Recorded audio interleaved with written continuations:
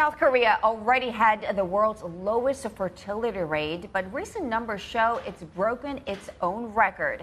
The number of children expected per woman falling to 0.78 last year, which is not even half the OECD average. There are several factors behind this, including the high cost for childcare and education, as well as a demanding work culture. And then there is the changing attitudes towards gender equality and the role of women in society.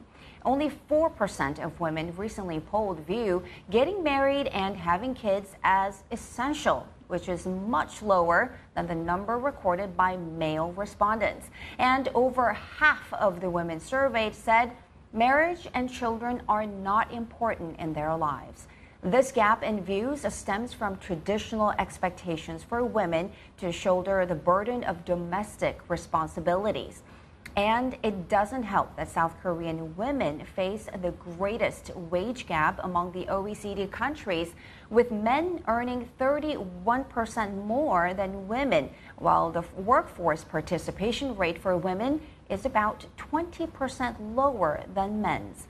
Despite this gap, there has been growing sentiment among men in the country that they are being targeted by so-called reverse sexism, blaming feminism and initiatives like gender-based quotas for their economic problems.